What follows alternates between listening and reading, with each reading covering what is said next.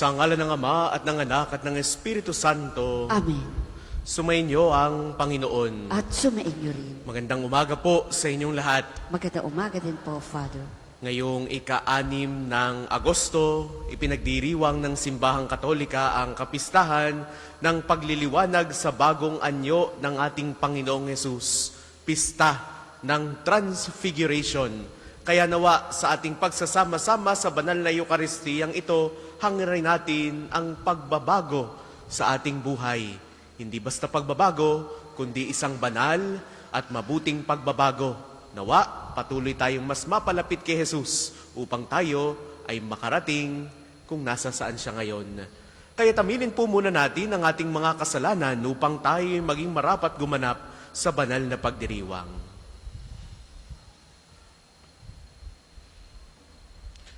Inaamin ko sa makapangyarihang Diyos at sa inyong mga kapatid na lubha akong nagkasala sa isip, sa salita at sa gawa at sa aking pagkukulang. Kaya isinasamo ko sa mahal na Birheng Maria, sa lahat ng mga anghel at mga banal, at sa inyong mga kapatid na ako'y panalangin sa Panginoong ating Diyos. Kaawaan tayo ng makapangyarihang Diyos, patawarin tayo sa ating mga kasalanan at patnubayan tayo sa buhay na walang hanggan. Amen.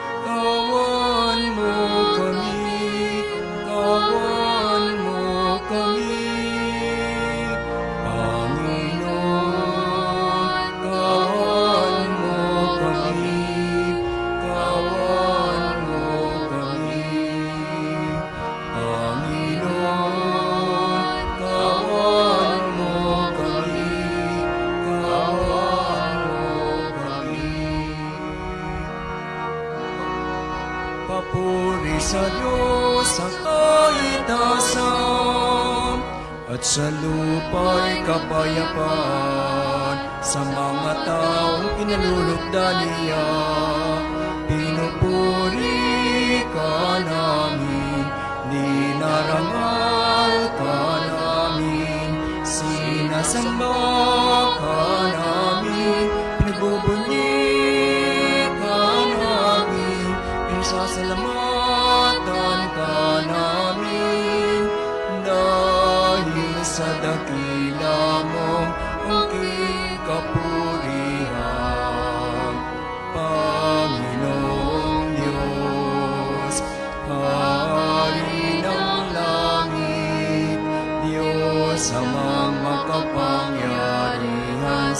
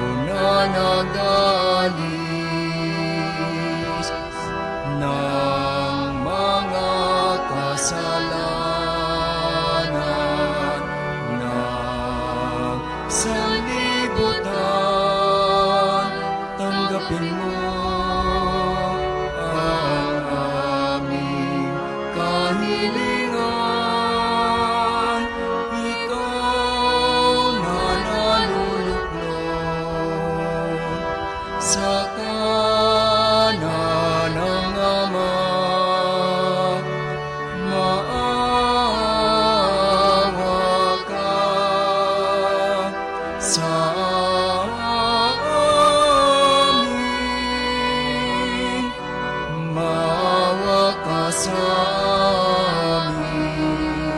Sapagkat ikaw lamang ang banal, ikaw lamang ang Panginoon, ikaw lamang, O Jesucristo, ang kataastasan, kasama ng Espiritu Santo,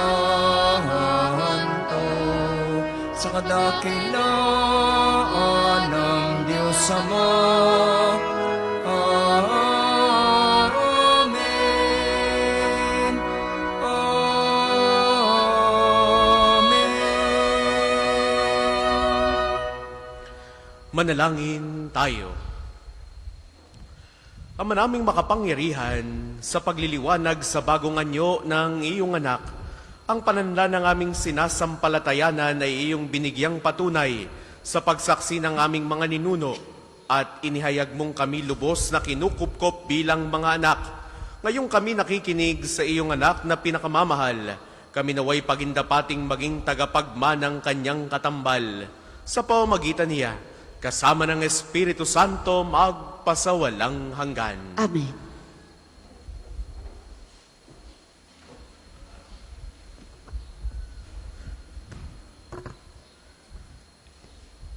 Pagbasa mula sa unang aklat ni Apostol San Pablo sa mga taga-Korinto.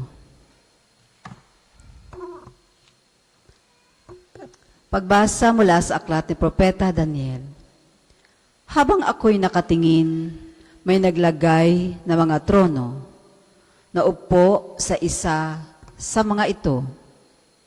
Ang isang nabubuhay magpakailanman, kumikinang sa kaputian ang kanyang kasuotan at parang lantay na lana ang kanyang buhok. Ang trono niya'y nagniningning. Ang mga gulong nito ay apoy na nagliliyab. Waring agos ng tubig ang apoy na bumubuga mula sa trono. Ang naglilingkod sa kanya'y 1,000,000. Bukod pa sa milyon-milyong nakaantabay.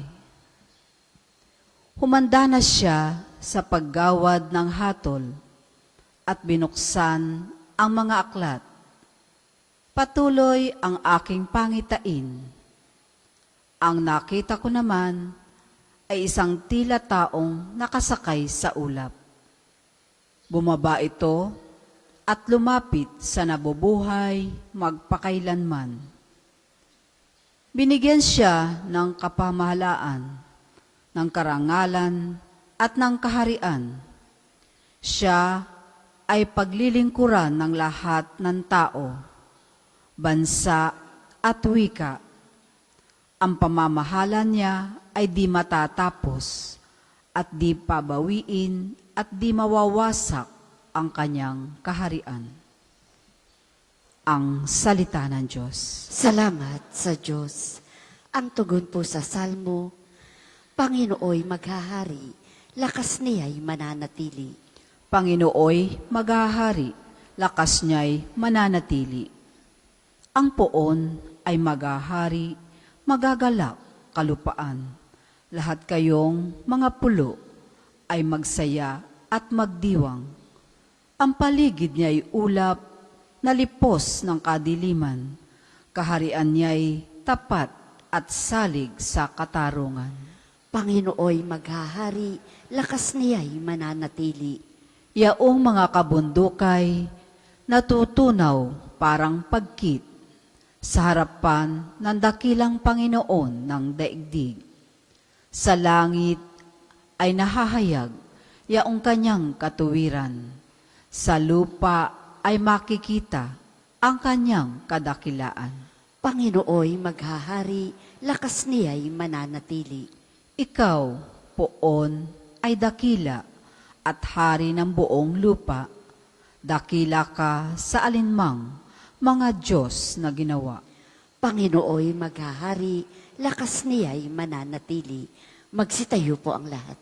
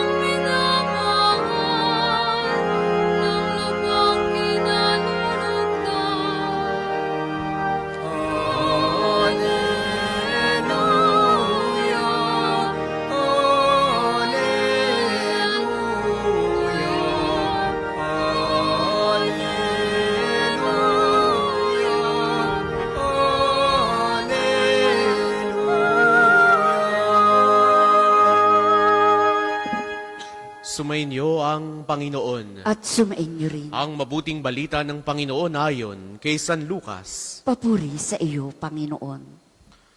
Noong panahong iyon, umakyat si Jesus sa bundok upang manalangin. Isinama niya sina Pedro, Juan at Santiago. Samantalang siya'y nananalangin, nagbago ang anyo ng kanyang muka. Nagningning ang kanyang kasuotan na naging puting-puti. Di kaginsa-ginsay lumitawang dalawang lalaki, sina Moises at Elias, na napakitang may kaningningan at nakipag-usap sa kanya. Pinag-usapan nila ang nalalapit na pagpanaw ni Jesus na magaganap sa Jerusalem. Tulog na tulog si Pedro at ang kanyang mga kasama. Ngunit sila'y biglang nagising at nakita nila si Jesus na nagniningning at ang dalawang lalaking nakatayo sa tabi niya. Nang papaalis na sa tabi ni Jesus ang mga lalaki, sinabi ni Pedro, Guro, mabuti pa'y dumito na tayo. Kagawa po kami ng 3 kubol. Isa sa inyo, isa kay Moises, at isa kay Elias. Ang totoo'y hindi niya nalalaman ang kanyang sinasabi. Nagsasalita pa siya nang matakpan sila ng isang ulap, at sila'y natakot. At may isang tinig mula sa alapaap na nagsabi, Ito ang aking anak, ang aking hinirang, siya ang inyong pakinggan.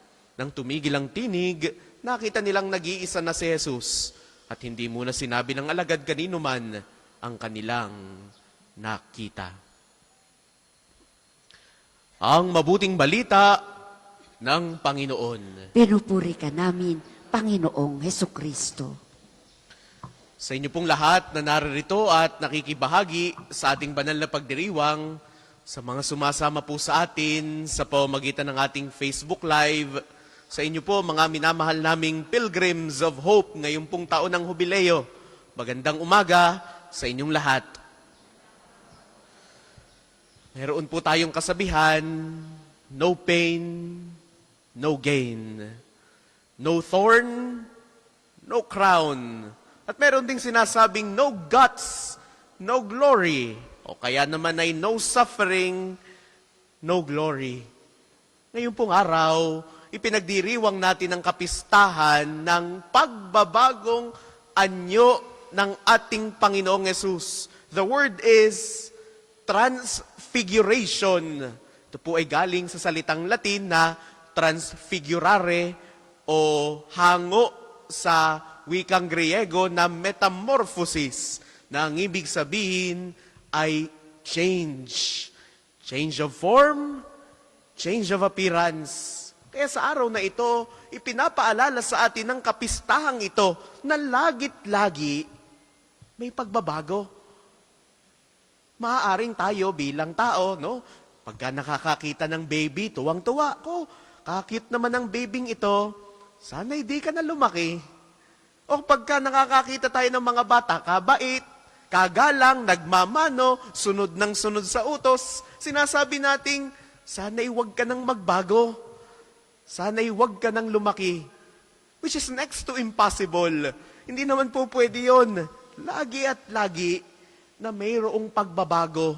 Itong batang maliit, na noong unay hindi naman kayang tumayo sa kanyang sariling paa, maya-maya'y makikita mong nagapang na, nalakad na ng kanya, nakakakain na ng kanya, nakakaligo na ng kanya, nag-aaral na, and so on and so forth, hanggang sa siya'y makapagtapos ng pag-aaral, bumuo ng kanyang sariling pamilya. Because there is change.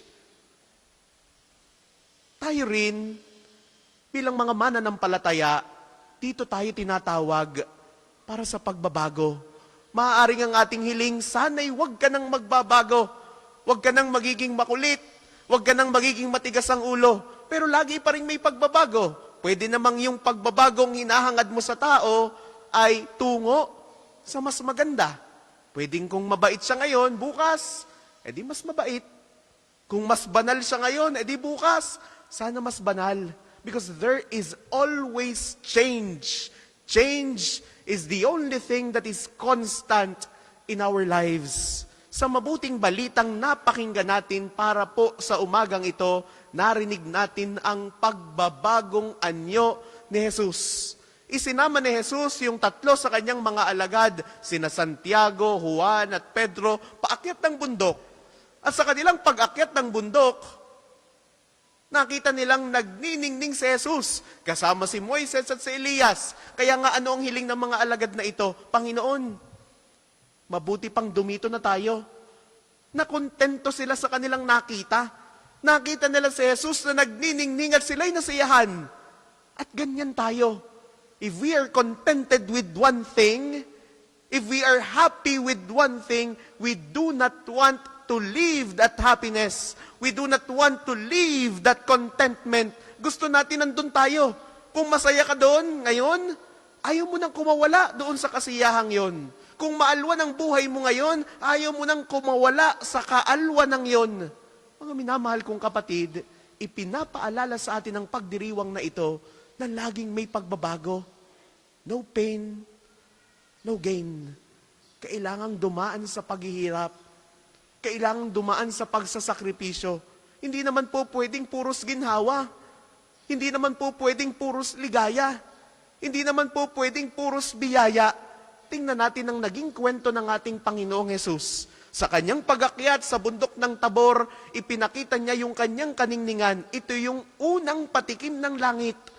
Para bagang ipinapakita sa atin, kapag nagbait kayo, kapag naging mabuti kayo, ito ang tatamasahin nyo, the foretaste of heaven. Kaya, ngayong araw na ito, makita natin yung mga mumunting pagbabago na nangyayari sa ating buhay. Sa ating kapaligiran, nakikita natin lagi at lagi na mayroong pagbabago. Yung tinanimong buto, maya-maya ay magiging munting halaman, may susuloy, hanggang sa ito'y lumaki, hanggang sa magbunga. Sa mga bagay na nakikita natin sa paligid, lagi at lagi na mayroong pagbabago. Sa mga taong nakakasalamuhan natin, there are always changes. And this is the foretaste of heaven. Kaya muli, minamahal kong kapatid, sa araw na ito, inaanyayahan tayo para sa pagbabago. Laging mayroong pagsasakripisyo, laging mayroong pagtitiis, laging mayroong paghihirap upang marating yung kaluwalhatian. Gaya ng ating Panginoong Hesus, bago niya narating ang tagumpay ng langit, bago niya narating ang tagumpay ng kaluwalhatian, there was hardships, there was pain, there was suffering. Binagtas niya ang daan ng krus. Dumaan siya sa Kalbaryo. Kaya tayo, bilang kanyang mga tagasunod, patuloy nating lakaran, patuloy nating sundan yung daan na tinahak ng ating Panginoong Hesus. Because after all, just as what we've said, no pain, no gain, no suffering, no glory. Upang makamta natin ang pagbabago, nawa, matuto tayong magtiis, matuto tayong sumunod, matuto tayong magpakababa, dahil ito ang pagbabago na nais ni Jesus para sa atin. Magsitayo po ang lahat.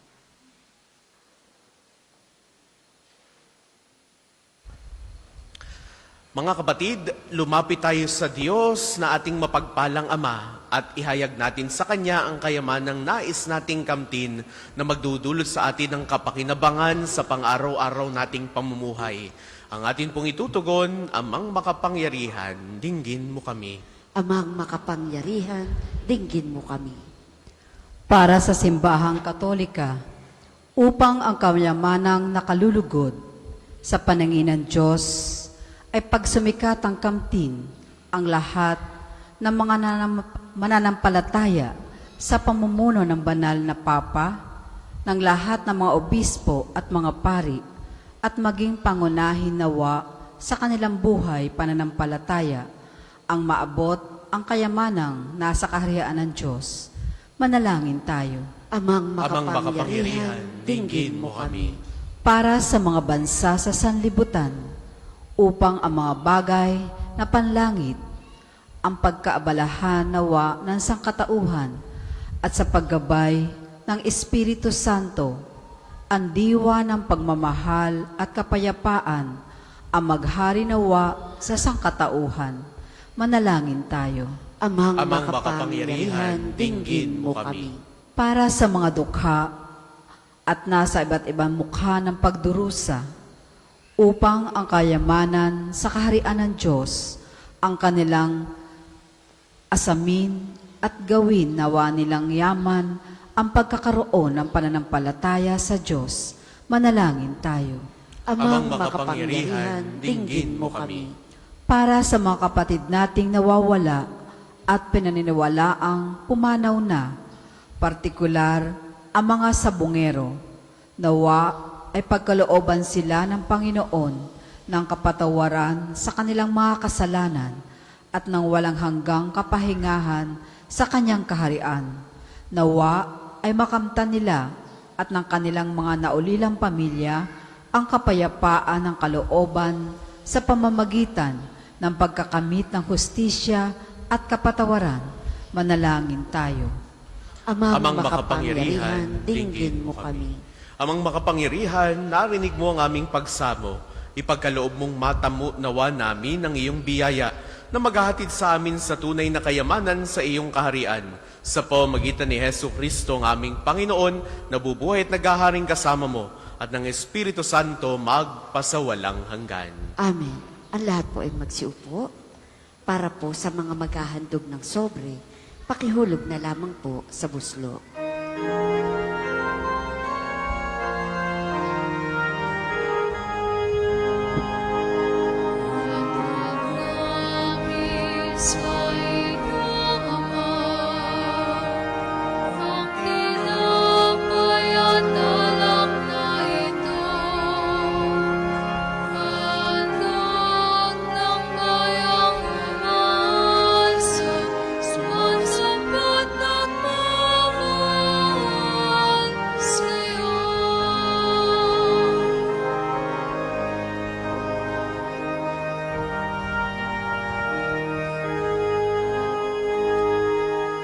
Magsitayo po ang lahat.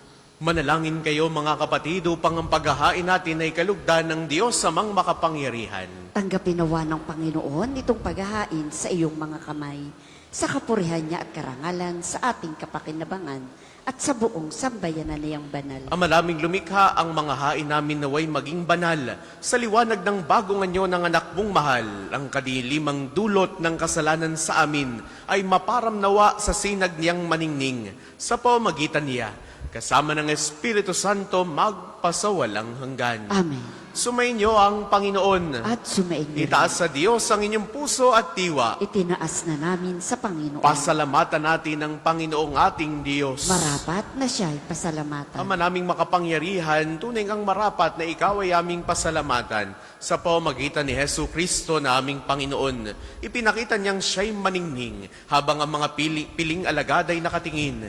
Pinuspos niya sa kaliwanagan ang katawan niyang di iba sa karaniwan. Dito'y pinawi niya ang pangambat takot ng mga alagad sa magaganap sa krus. Dito'y inilahad niya sa kanyang sambayanan na magliliwanag ang tanang kanyang pinangunguluhan kaysa ng mga anghel na nagsisiawit ng papuri sa iyo nang walang humpay sa kalangitan.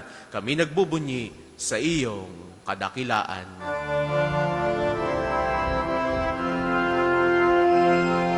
Santo, Santo, Santo, Panginoong Diyos, napupuno ang langit at lupa ng kadakilaan mo. Hosana, Hosana, Hosana sa kaitaasan. Hosana, Hosana, Hosana sa kaitaasan. Pinagpala ang naparirito sa ngalan ng Panginoon. Hosana, Hosana, Hosana sa kaitaasan. Hosana, Hosana, Hosana sa kaitaasan. Kung hindi po kayang lumuhod, ay manatili pong nakatayo ng may paggalang. Ama naming banal, ikaw ang bukal ng tanang kabanalan. Kaya't sa pamamagitan ng iyong Espiritu, gawin mong banal ang mga kaloob na ito upang para sa aming maging katawan at dugo ng aming Panginoong Jesucristo. Bago niya, pinagtiis ang kusang loob na maging handog, hinawakan niya ang tinapay, pinasalamatan kaniya, pinagati-hati niya iyon, iniabot sa kanyang mga alagad at sinabi, tanggapin ninyong lahat ito at kanin. Ito ang aking katawan na iyahandog para sa inyo.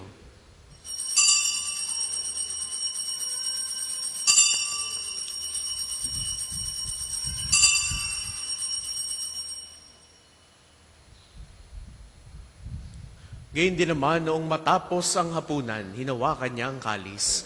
Uli kanyang pinasalamatan, iniabot niya ang kalis sa kanyang mga alagad at sinabi, tanggapin ninyong lahat ito at inumin. Ito ang kalis ng aking dugo ng bago at walang hanggang tipan. Ang aking dugo na ibubuhos para sa inyo at para sa lahat sa ikapagpapatawad ng mga kasalanan. Gawin ninyo ito sa pag-alala sa akin.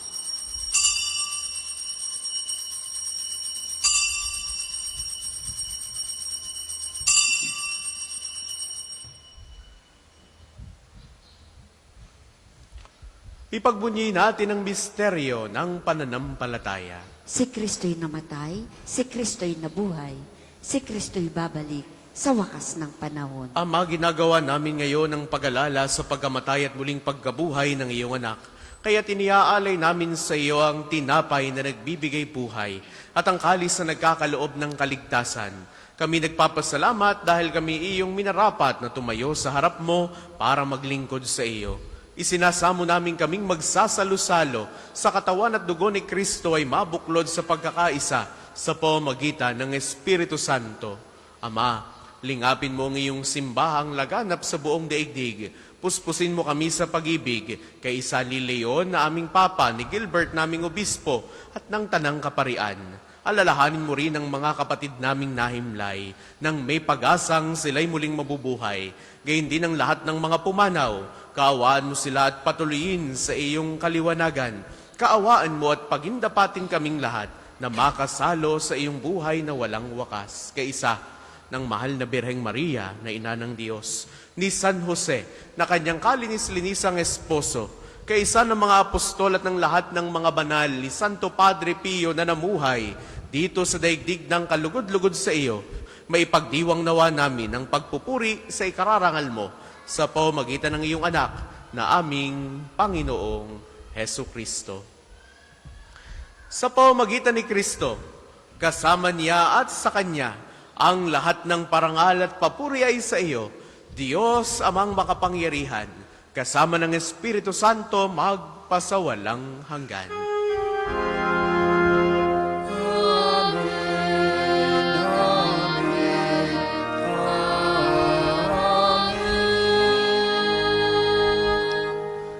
Sa tagubili ng mga nakagagaling na utos sa turo ni Jesus sa Panginoon natin at Diyos, ipahayag natin ng lakas loob.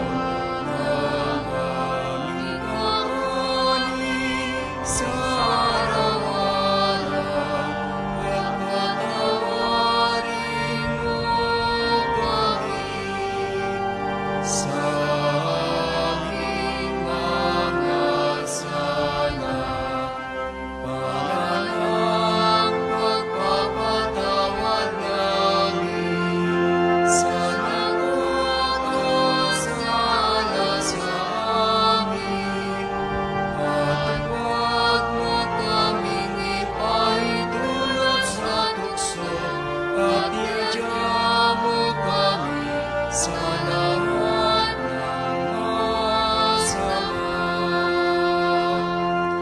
Hinihiling namin kami adya sa lahat ng masama, pagkalooban ng kapayapaan araw-araw, iligtas sa kasalanan at ilayo sa lahat ng kapahamakan. Samantalang aming pinananabikan ang dakilang araw ng pagpapahayag ng tagapagligtas naming si Hesu Kristo. Sapagkat iyong kaharian at ang kapangyarihan at ang kapurihan magpakailanman. Amen. Panginoong Hesu Kristo, sinabi mo sa iyong mga apostol, kapayapaan ang iniiwan ko sa inyo, ang aking kapayapaan ang ibinibigay ko sa inyo. Tungayan mo ang aming pananampalataya, tuwag ang aming pagkakasala. Pagkalooban mo kami ng kapayapaan at pagkakaisa, ayon sa iyong kalooban, kasama ng Espiritu Santo, magpasawalang hanggan. Amen. Ang kapayapaan ng Panginoon ay laging sumainyo. At sumainyo rin. Bigayan kayo ng kapayapaan sa isa't isa. Peace be with you.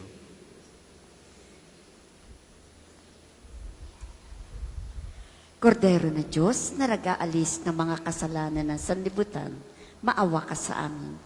Kordero na Diyos na nag-aalis ng mga kasalanan ng sanlibutan, maawa ka sa amin. Kordero na Diyos na nag-aalis ng mga kasalanan ng sanlibutan, ipagkaloob mo sa amin ang kapayapaan. Kung hindi po kayang lumuhod, ay manatili pong nakatayo ng may paggalang. Ito ang kordero ng Diyos. Ito nag-aalis ang mga kasalanan ng sanlibutan, mapalad ang mga inaanyayahan sa kanyang piging. Panginoon, hindi ako karapat-dapat na magpatuloy sa iyo, ngunit sa isang salita mo lamang ay gagaling na ako.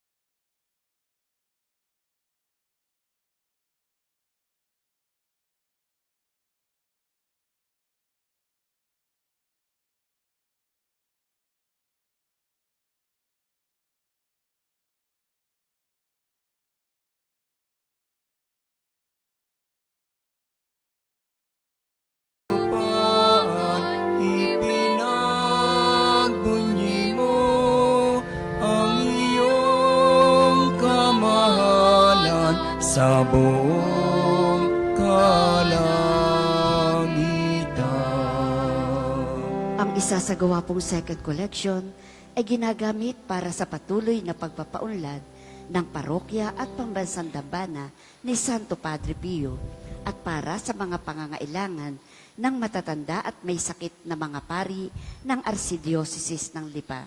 Salamat po sa inyong handog.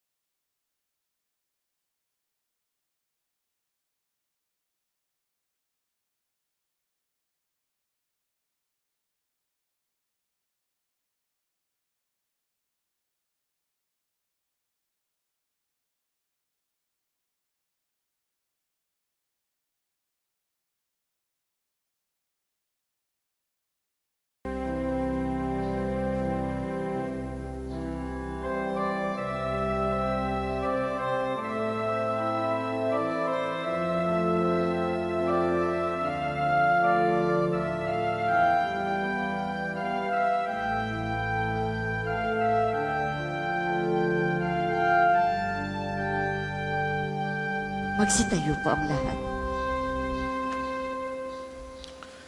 Manalangin tayo.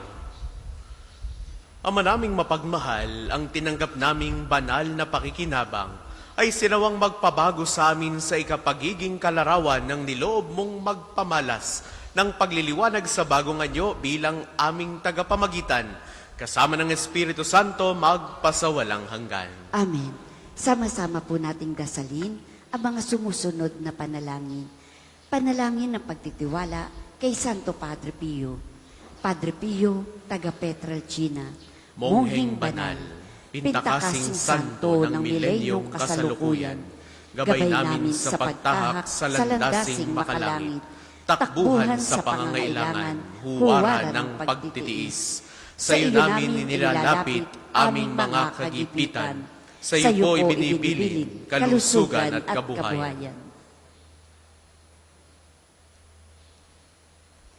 Di man karapat-dapat, Kami po ay pagbigyan, bendisyonan at basbasan, maging ganap sa buhay. Lumayo nawa kami, umiwas sa kasalanan, lumapit lagi sa Diyos, maging matatag at matibay. Sa mabuting balita ng pagliligtas, turuan mo kami nawa. Sa tuwin ay makinig, magnilay at sumampalataya.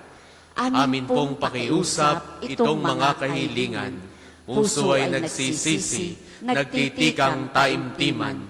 Di na muling magkasala, sunod lagi sa Diyos Amang, kaisa ng Espiritu at ni Jesus na tagapamagitan. Amen. Panalangin para sa pagkakamit ng indulhensya plenarya ngayong taon ng Hubileo. Sumasampalataya ako sa Diyos Amang makapangyarihan sa lahat na may gawa ng langit at lupa. Sumasampalataya ako kay Jesucristo, iisang anak ng Diyos, Panginoon nating lahat.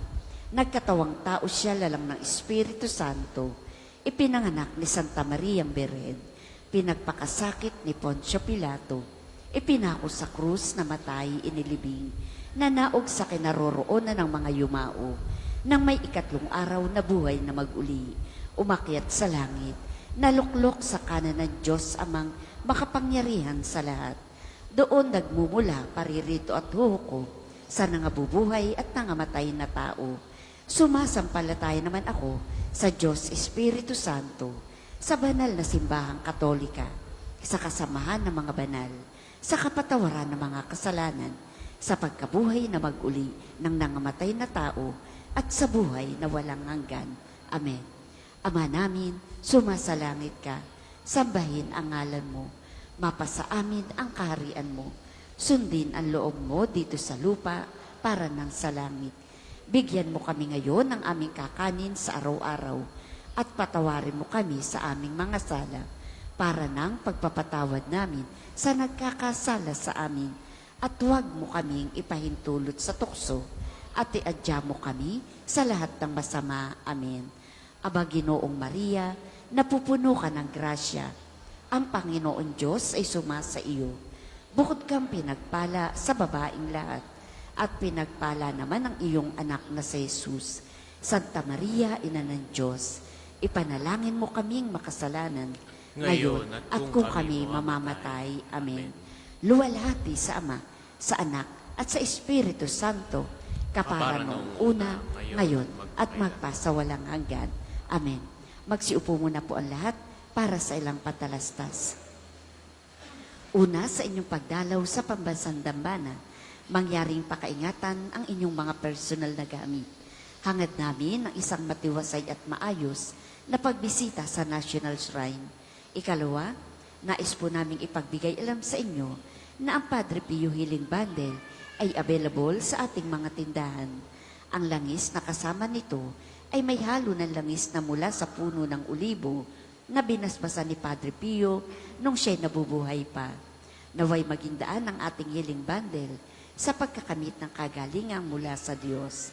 Ikatlo, ang Ministry for the Youth ng Pambansang Dambana at Parokya ni Santo Padre Pio ay patuloy na nag-aanyaya sa mga kabataan na nagnanais maglingkod sa ating simbahan sa iba't ibang pamamaraan, pagbasa sa misa, pagiging kolektor, at pagsama sa iba pang mga gawaing pangsimbahan.